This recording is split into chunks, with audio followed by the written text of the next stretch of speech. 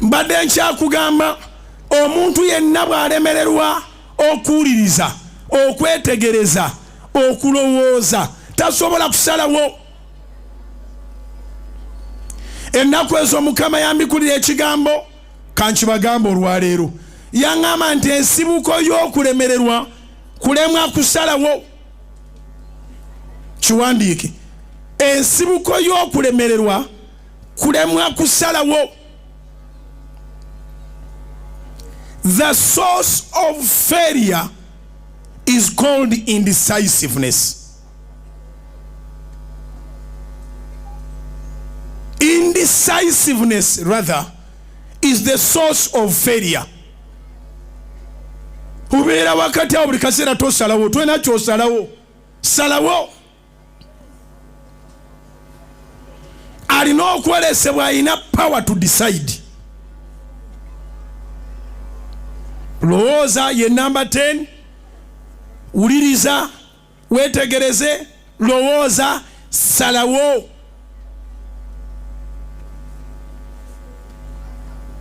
Listen, observe, think, and make a decision. Point number 11. Kanzibabulira omuwendo omuleme kutya ziri 15. Tutuuse ku number 11. Point number 11. Weewala okubeera n'amalala ng'olina w'otuuse.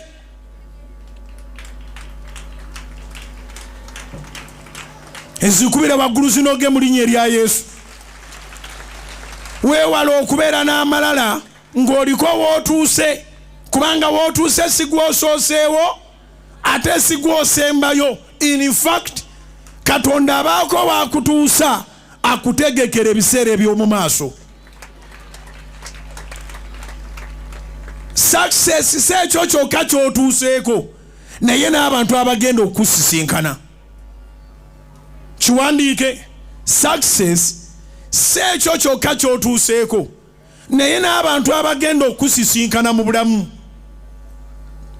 Actually, success puts you in a position where you have to get more opportunities, many friends.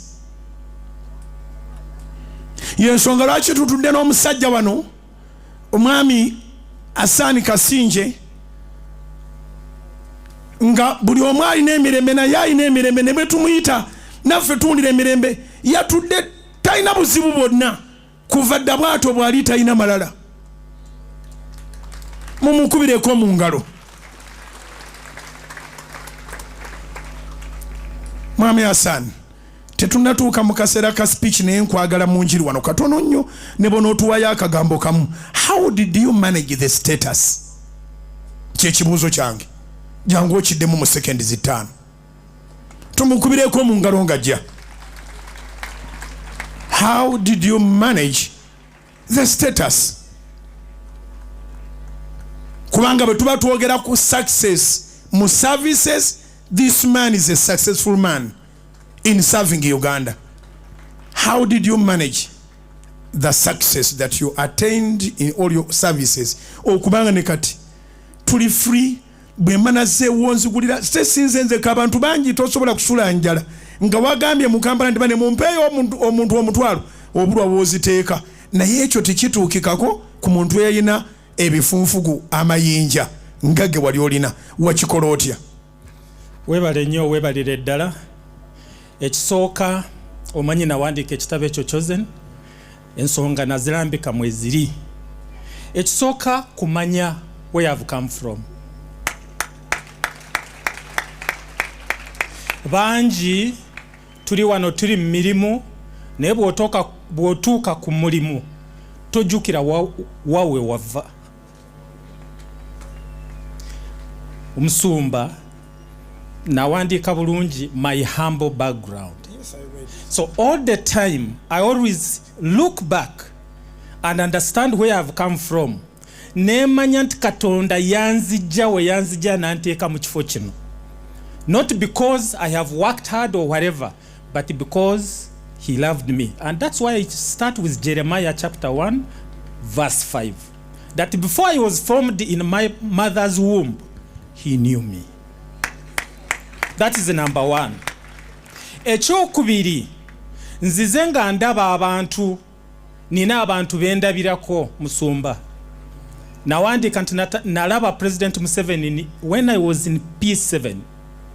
Naye all the successful people I've seen in Uganda, they are humble. Humility, okuba humble and to have humility. Seba Musumba, nayambara uniform ya police, nentuuka ku ddaala lya Assistant Inspector General of Police, naye nze nga bino sibiraba. What I see is what is in me. Nsobola okubeera n'ennyota zino zibeera wano, naye ebigambo bye njogera mu bantu, bigambo bibi nnyo. And people will always remember you. People will always remember you, not for the problem, for the things you created, but for the problems you solved. Abantu tebajja kujjukira mpozi ku ebyo byokoledde abantu, naye problems z'abantu z'osolovinze. Musumba nagenda mu office nze n'ensalawo, nja kugula office yange buli omu ajja ayingire, buli omu alina ekizibu kyalina, bweba nkisobola nja kikola, bweba sikisobola I refer you to somebody, era nkigoberera okutuusa ekizibu ky'omuntu bwe kigwawo, not because of my own. And lastly is to love God. Okwagala Katonda, kusinza Katonda, kwebaza Katonda, n'okumusaba. Today in the morning I wrote as I was coming here. Nengamba ngenze ku house of prayer. Naye Katonda ngenze kusonyiwa buli omu gwendowooza nti yankola bubi. Era nange Katonda njagala okole ki? Nsonyiwa. Nange byenkola si biki? Era ndowooza, because you always think that you have done something which is not good, n'osaba ekisonyiwo, oba omuntu n'omugamba nti nsonyiwa. Sibadde mulungi mu bantu nti buli omu, naye nzikiriza nti omuntu bw'aba akoze ekintu nga si kirungi musonyiwe. Era obuganzi mu bantu, it is because of God. Let me finish with this. Buli omu waali Katonda akoze kyoli, no, it is by his grace. It is by the grace of God. And he gives you that position so that nawe ogabane n'abantu abalala abatali mu position. Rank ya Assistant Inspector General of Police ziba ntono, si buli omu.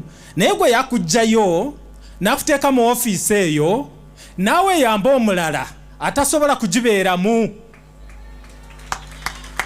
Era buli omu wooli nga wina kyokola, nga osobola okuyambako balamu webale wampa music system nga ndonkinga akatabo. You didn't ask me money. That is what we're talking about. Musumba webale buli kimu, buli omu alina kyasobola okuwa ate waliwo ali bubi. So if you can, please know that God gave you so that let me use the right word. God blessed you so that you can bless his people. That's all. Mukama bampeera omukisa. Yes. Tumukubireko mu ngalo ez'amaanyi, nkiwulidde mu nsi ey'omwoyo, ate bw'azze wano n'enfuna y'akagambo akalala. Vision yo efuuka kyefuuka ku lw'abantu. Gw'ofuuka ky'ofuuka ku lw'abantu. Actually, a vision is not a vision if it's not going to help the society. Vision teri mu kweyagaliza, kyova olaba omugagga yagaana okugabana n'abantu, Katonda yamuyita musiru mu Bayibuli. Kamukuwe Bayibuli yensinga okwagala, enkola bulungi nange ate nenzija nengisomera abantu. Luka essula ya 12. Luka essula ya 12. Ak'okunywa bwe kakutuukako, nywako mpola. Tewali nkuba ejja. Siipingako katono owumuze owulire enjiri. leka kukakwata kamire onyiga akacupa. Happy anniversary, House of Prayer. Luka sura ya 12 kantandike n'olunyiriri olw'16.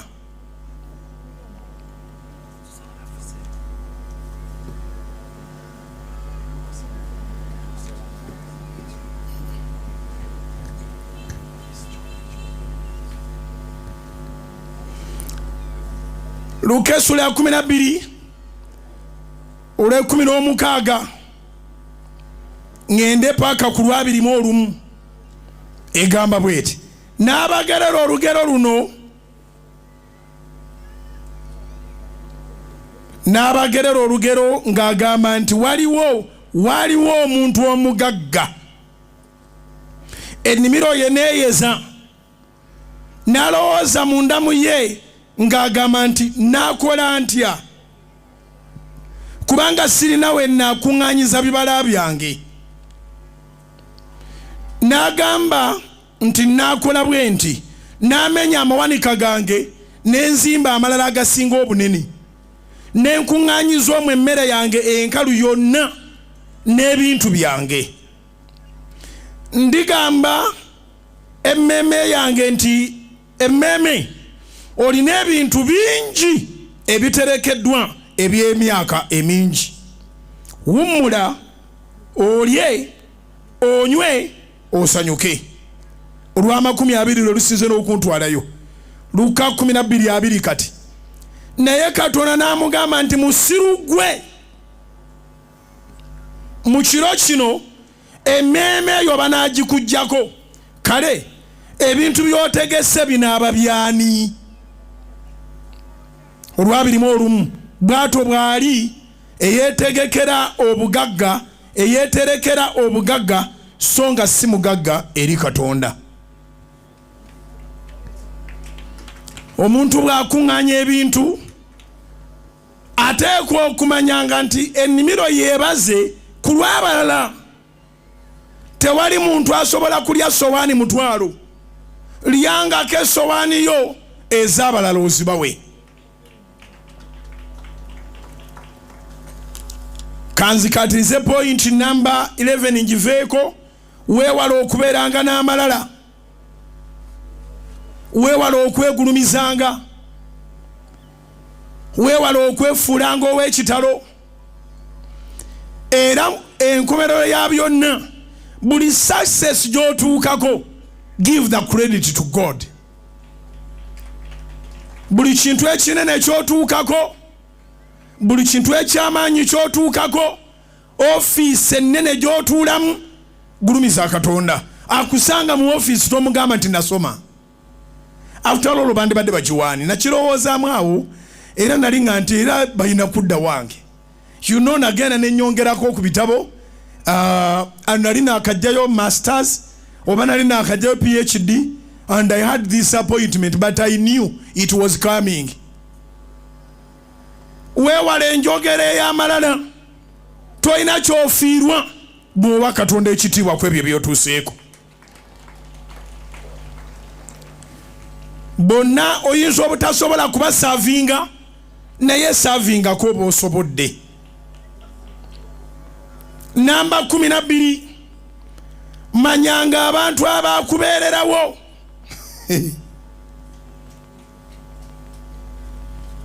Teweerabiranga abantu bakubeererawo mu muyaga. Teri akulaakulana nga yayambuka bambusi.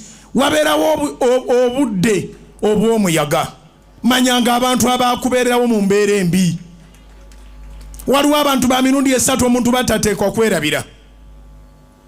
Wandiika abantu abasooka abakuleetera embeera embi. Never take those people for granted. Wandiika abantu ba mirundi 3 botateekwa kwerabira. Abantu abakuleetera embeera embi tobeerabiranga. Number 2, abantu abakubeererawo mu mbeera embi tobeerabiranga.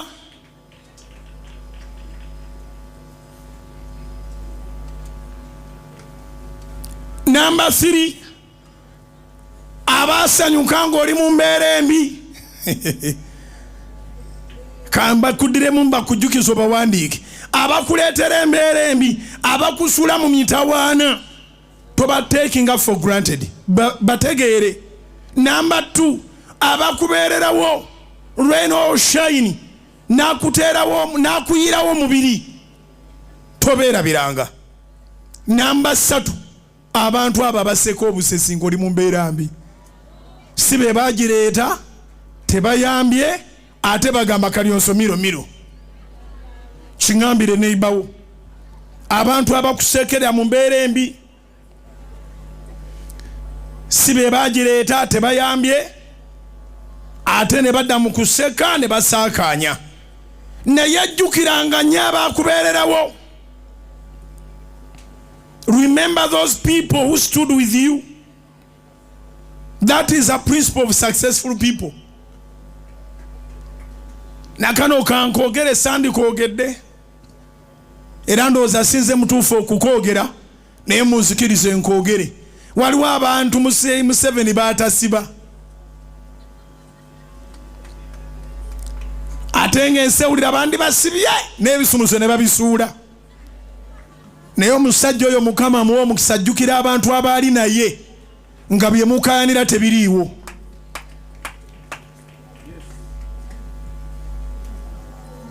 Nkivuddeko. Bwaba watakitegedde, linda akatambi. Abantu abamu babitegeera nga byayiseeko dda.